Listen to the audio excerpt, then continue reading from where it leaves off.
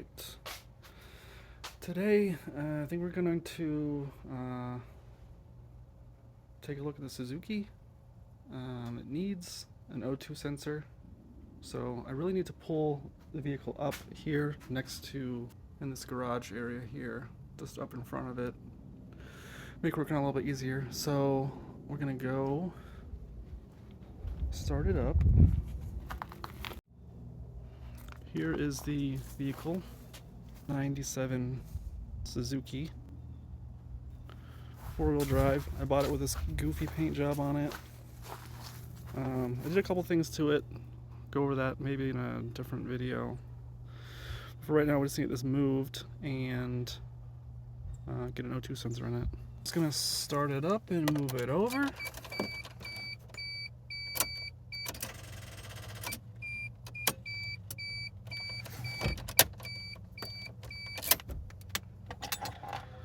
Alright, in today's video we're actually going to be jumping the Suzuki or charging the battery, one of the two. Stand by.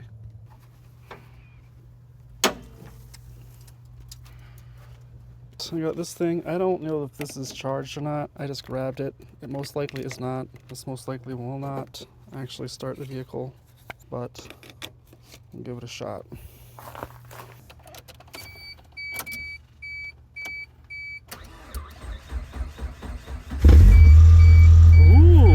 Did start the vehicle. Now we got it started. Gonna get it moved.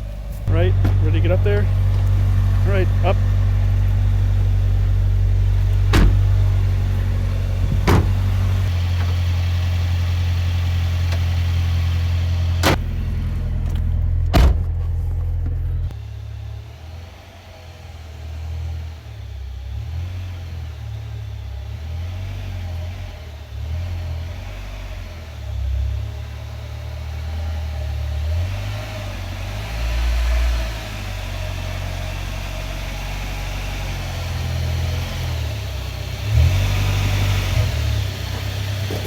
So I got the Suzuki Sidekick pulled up. The reason we're putting a new O2 sensor in is because the other one looks like it is just broken.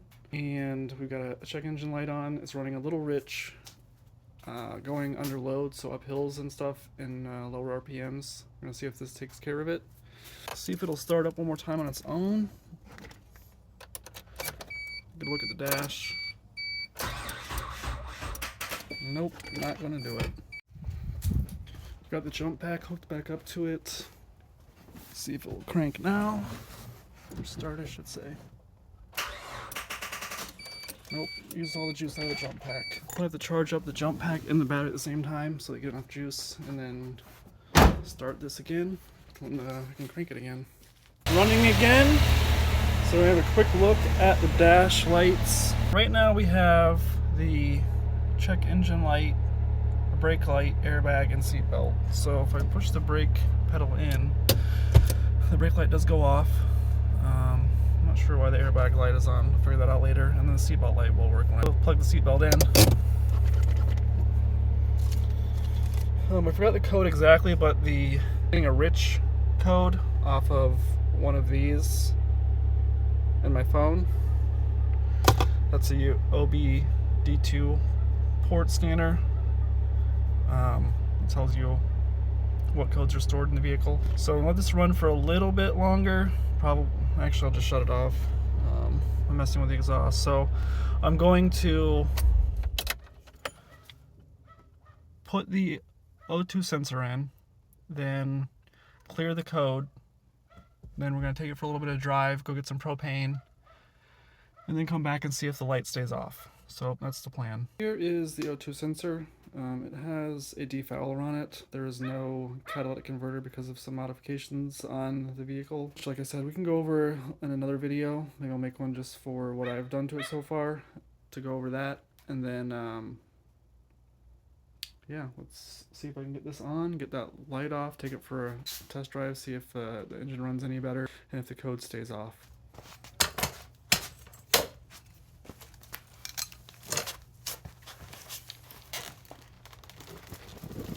Here is the old O2 sensor. It's a little worse for wear, so that's why we're getting this swapped out. There's a little grommet in there that's holding the wire in.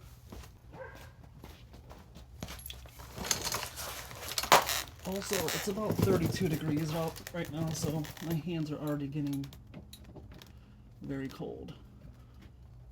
I'll probably go back and make another section for this video, but these videos are for my own documenting and or your entertainment. These are not instructional videos by any means, because most of the time I don't have any clue what I'm doing.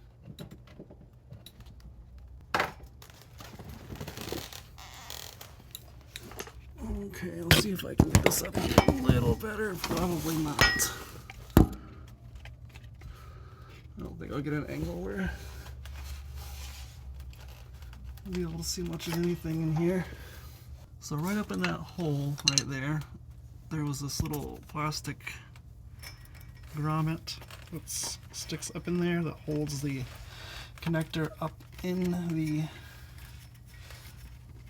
body, I guess. So I'm going to undo this connector that hasn't been touched in 30 years, I'm quite sure.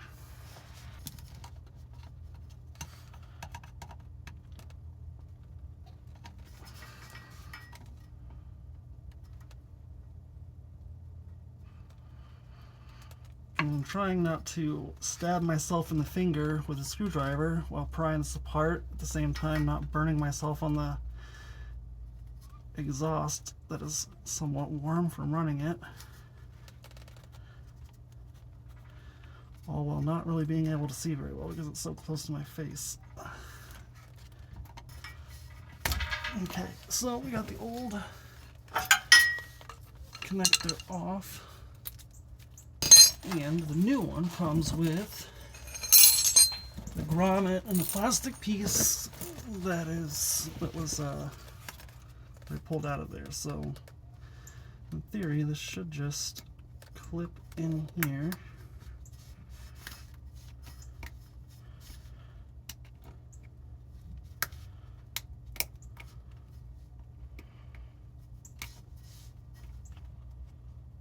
Almost looks like something is stuck here. Wonder if this is slightly different. This almost looks like it's part of the old. Yeah, this does not look the same. Part of the old O2 sensor is still stuck on the tip of this. So that needs to come off somehow. Really? Let's see. And jam this back up in there. Push this plastic grommet and rubber piece up here. I'm hoping this just kind of clips into that hole. There we go. And then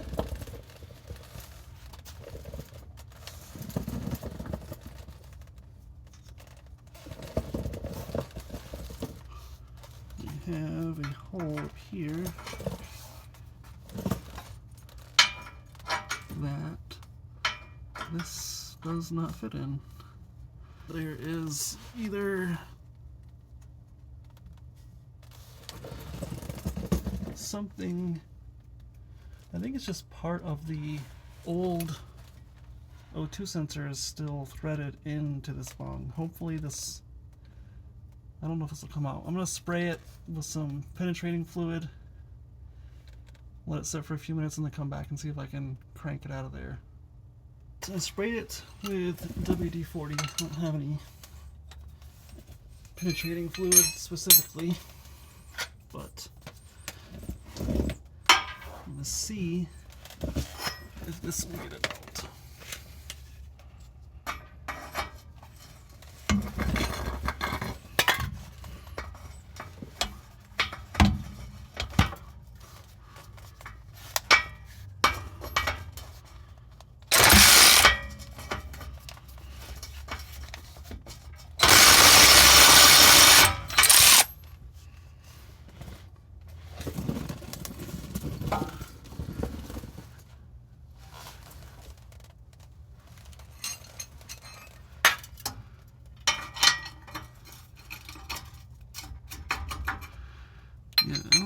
Let's think that is working.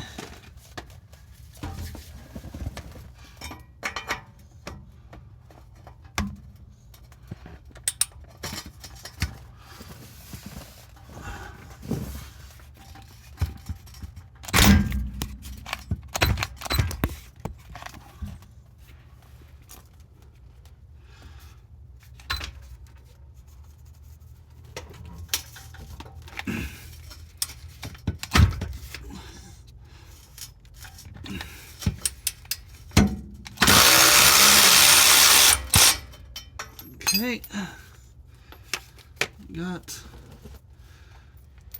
yeah, that's the piece that broke. I'm not sure where to put that. Let's get a little better. Yeah, that's the tip of the old O2 sensor. It's just kind of chilling in there. So now we're going to just screw this defouler in here with the O2 sensor already on it. Alright, we have the new O2 sensor in. I'm just going to push this excess wire up in here. Get it out of the way. So it is in there. It's fairly tight, I think. Pulling it a little bit more.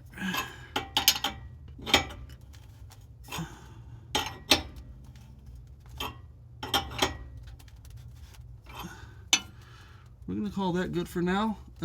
Pick up all this junk, throw this in the garbage. This, I don't need that anymore. Let the battery charge a little bit more, come back, start it, get the propane in, take it for a drive. Besides the little bit of dirt and dog hair, we can see that the check engine light is off. I've cleared the codes with the port scanner, and we're going to take it for a little drive and see how it goes. I just went and swapped out my propane tanks. It drives noticeably better. The light is still off. I've let it idle while I went and swapped them out. Got my buddy watching the vehicle while I was in there, and light's off. I'm gonna drive it home. You can see, make sure it still stays off. I made it back home. The light is still off, so I think we're good. Like I said before, it drives noticeably better. I was thinking about getting a driving video, but I don't think that it would even really pick it up very well, the difference. The only problem I was seeing was when I come out of my neighborhood, there's a steep hill going up out of it, so under load and low RPM, it would just bog down, put a big strain on the engine. But it's not doing that anymore. It's a lot more open, a little peppier, I guess. So that definitely did the trick.